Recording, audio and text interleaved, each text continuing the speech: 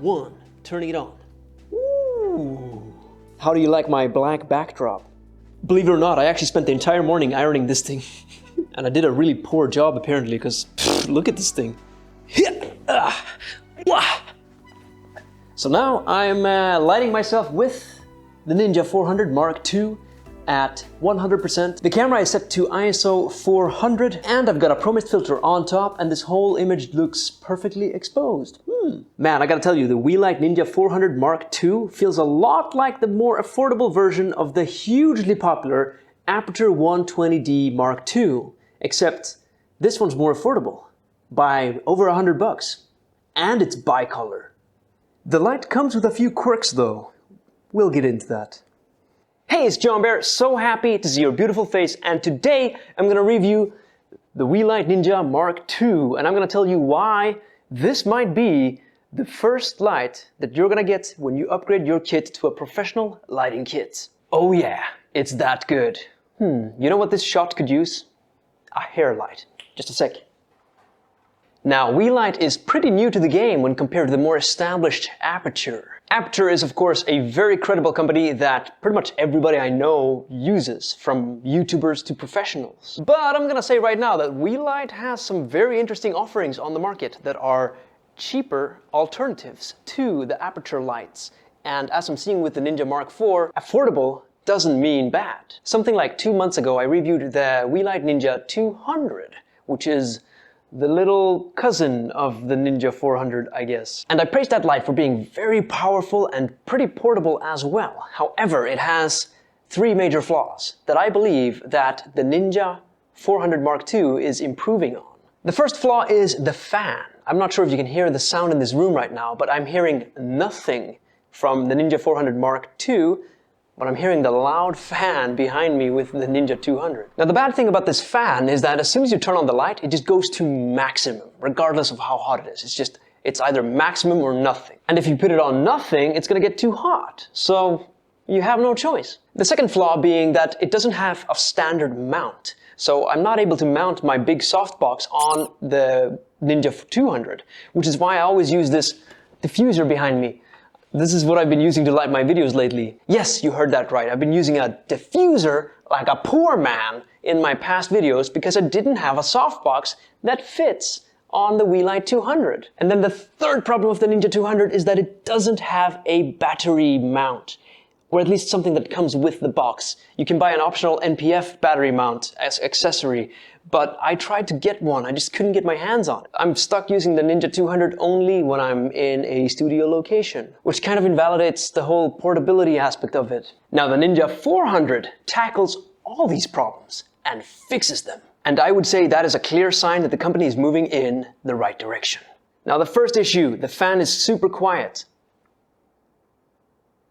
I can't hear it. It's quiet. It's great. I love it. Now, I might be wrong about this, but it feels like with the Ninja 400, it adjusts the fan speed based on the temperature, which is amazing. That's what you need, not just maximum speed from the get-go. And if you do decide to turn off the fan, then it will default the output to 50%, which is great. It avoids any overheating issues that you could encounter if you tried to do 100% without a fan. Issue number 2, it uses a standard Bowen mount, which is so good. Now I can use my softbox on this light without issue. I love it. Not like the Ninja 200, where you have this tiny mount that pretty much is non-standard. I couldn't find any softbox that fits this mount. And finally, you can power the light on by using V-mount batteries here at the back side of the panel. Oh yeah!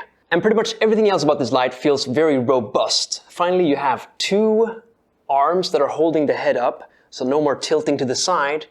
You have cables that are locked in with a locking mechanism, not just this regular DC cord which looks like it could pop out any second. The light comes with this beautiful panel, which is pretty much a copy from the Aputure 120D Mark II, and it has this nice little clamp here that is very robust, which should be able to hold on to any robust stand that you may or may not have. The panel can quickly be removed with a quick release switch right here. The buttons are nice, big, and easy to see in the dark, and they're very nice and clicky.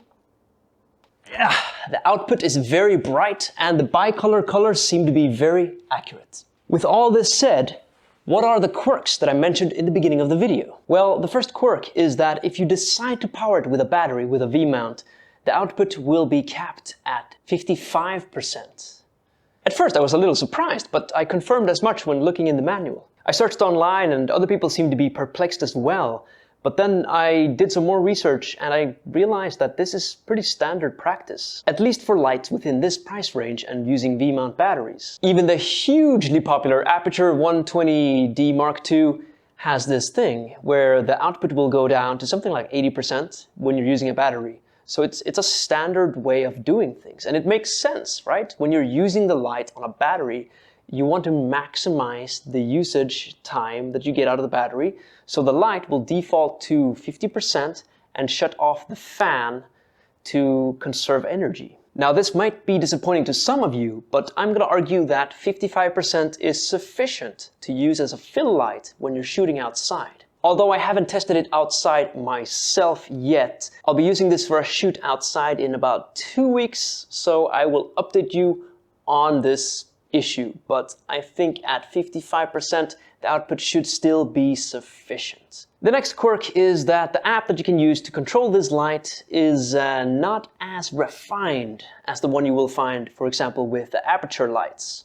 But so far I can't complain. I get what I want out of this light because it has a nice panel that you can use to control everything. And I know I keep calling this panel beautiful and nice, but that's the way I feel. It's very nice and pleasant to use, actually. With the panel you can easily turn the knob to adjust the kelvins to whichever color that you desire.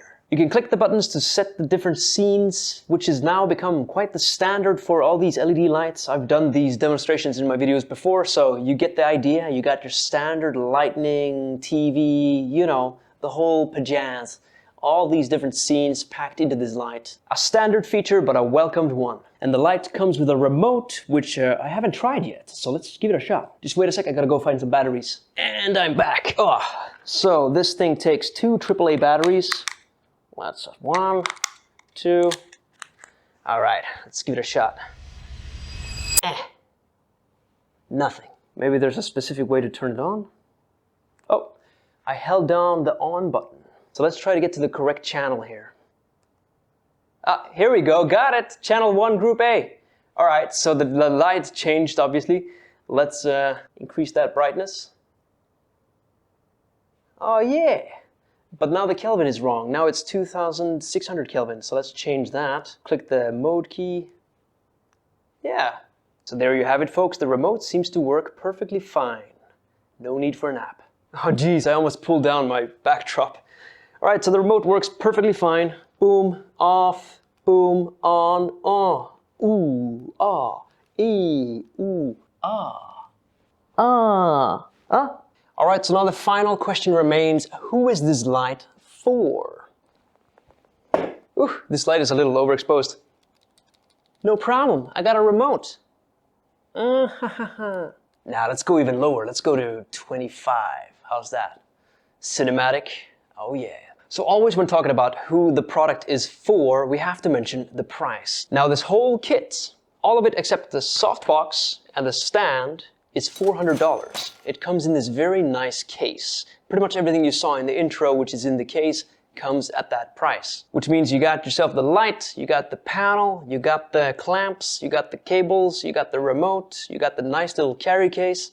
All of this for $400. $400 is very competitive when compared to the Aputure 120D Mark II, which I keep bringing up over and over. But I bring it up because it's so widely used, so it's kind of a standard. So this thing has very similar specs, but the brand doesn't have the same credibility. But when you compare the price, $400 compared to $550, I believe, you're saving yourself a good $150. And I can't see any compelling argument as to why not. Because with this light, you get additionally a bi-colored light, so you can adjust the temperature to your heart's content. Now, $400 is a lot of money for people beginning their journey in filmmaking. And I've talked about cheap lighting solutions on this channel before. You can get something as cheap as 80 bucks for a set of lights. But when you're buying these cheap lights, they're lit with a light bulb, and usually you can't adjust it at all. You can't adjust the temperature, you can't adjust the kelvins. It's just one set light. Obviously they don't come with a remote, and I've had 3 of those lights where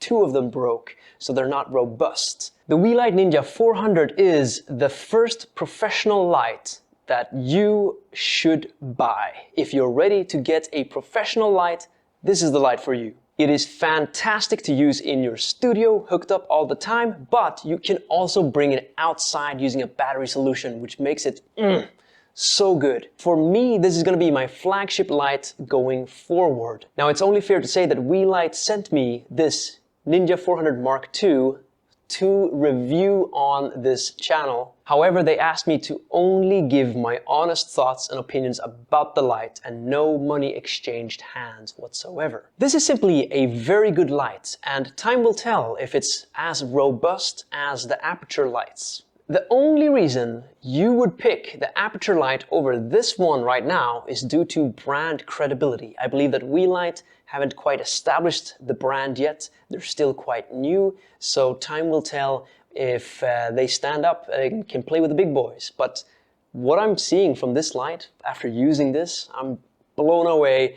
The company's moving in the right direction, a huge improvement over the Ninja 200 that I have in the back that I reviewed previously on the channel. So I am stoked to see what Weeylite has in store in the future. That's it for this video. Thank you so much for watching all the way to the end. Let me know down in the comments, what do you think about this light? Is this something that you would consider picking up? Once again, I'm John Bear. If you want to see more of my stuff, then please, I invite you to hit that subscribe button. That way you can see all my stuff when I upload it. I'm a filmmaker and YouTuber from Iceland, and I currently live in Dubai, of all places. So I hope you come along on my adventures, and I will see you in the next video. Bye-bye.